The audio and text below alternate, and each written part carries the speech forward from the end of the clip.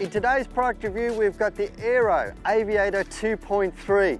Now it's constructed from 100% carbon Kevlar and it still comes in at under a kilo, making it one of the lightest dirt bike helmets in the market.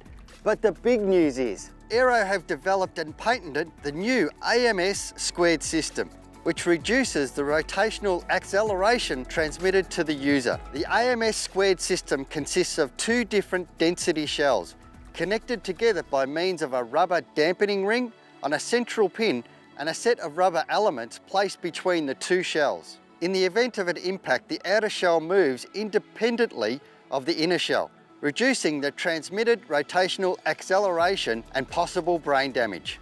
The new Airoh Aviator 2.3 also comes with a brand new magnetic removable and washable inner liner that's hypoallergenic.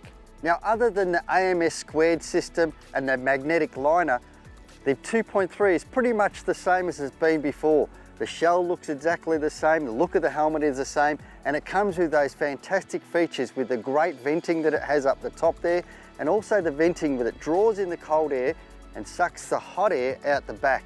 Now, the one big thing about this helmet that I love the most is, of course, how light it is, but also the liner. This is going to be, without doubt, the most comfortable liner I've ever put on my head ever before. It's fantastic. It keeps you really comfortable riding through the bush.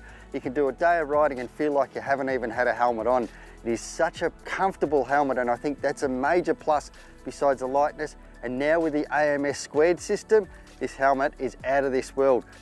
Now, the Airoh Aviator 2.3 is in the higher price range, but it's a premium helmet and you do get what you pay for. And I give this 5 thumbs up.